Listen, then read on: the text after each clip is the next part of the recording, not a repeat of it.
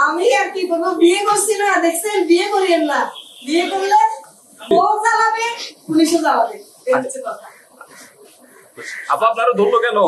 আমাকে ওই যে ডাবল মার্ডারের হুকুমের আসামি বানাইছিল, তো আমি তো জামিনে আছি, জামিন ব্যবস্থা ঠিক করার পরও ওরা আমাকে আবার এখানে কেন আমি জানি না। বাজিদের সাথে আমার কোনো সম্পৃক্ততা নাই, তবে বাতুলি আমাকে অ্যারেস্ট দেখাচ্ছিল, আমাকে একবার দেখানোর পর আমাকে ছেড়ে দিয়েছে। আপা আপনি তো কারি টাকা দিয়ে আপনার স্বামীরে ছুটাই আনার কথা ছিল। এটা ভাই আপনারা তো বুঝেন আমি মেন্টালি ভাবে, তবে এখনো মেন্টালি ভাবে ডিপ্রেস। আসলে রাগের মাথায় আমি তো মানুষ মারবো বলি নাই, হাজবেন্ডকে ভালোবাসি, ভালোবাসবো। 10-20টা মামলা হলে আমি আমার হাজবেন্ডকে ভালোবাসি, আমি যেখানে থাকবে আমি সেখানে থাকবো। আচ্ছা আপা, আমার হাজবেন্ডের চেষ্টা আমি ছাড়বো না। আমার স্বামী ভালো মতো আসছে, তবে দেখেন এখনো শত্রুপক্ষ মামলা দিয়ে দিছে এরকম।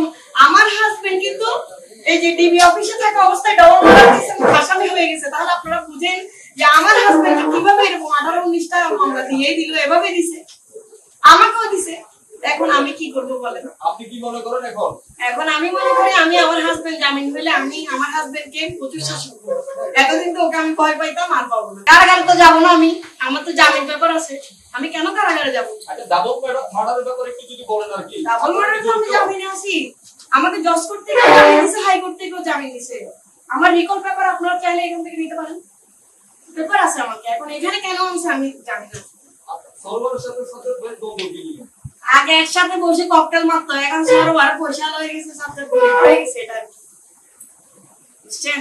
সাজ্জাদ ভালো হইতে চাচ্ছে, সরওয়ার ওকে ভালো। আচ্ছা আপা একটা প্রশ্ন আছে, শেষ প্রশ্ন। সাজ্জাদ ভাই কি আসলে শিবিরের সাথে জড়িত না বিএনপির রাজনীতির সাথে জড়িত? বিএনপি রাজনীতির সাথে জড়িত, এটা হইতে পারে। বিএনপির সাথে সঙ্গে আমি তো আসলে নতুন বিয়ে হয়েছে, বুঝে ওঠার আগেই তো আমাকে জেলখানায় থাকতে হচ্ছে। আমার বেশিরভাগ সময় পুলিশ হেফাজতে থাকতে হচ্ছে, আপনি বুঝলেন? আমার বিয়ের আগে কোনো মামলা কিন্তু হয়নি, হয়েছে? হয়নি। কিন্তু আমার বিয়ের পর থেকে 3টা হয়ে গেছে। আপনি বিয়ে কয়টা করছেন? আমি একটা বিয়ে করছি, আরেকটা বিয়ে আপনি জামাই আনেন না। ওর লাইফ লাইন আগে, লাভ লাইন আগে। ঠিক আছে, কিন্তু আপনারা আমাকে কারাগারে কেন পাঠাবেন বলেন? আমি তো জামিন আছি। সেটা তো অবশ্যই আপনার যদি জামিন পেপার থেকে তো বের হবে। এই তো আছে তো।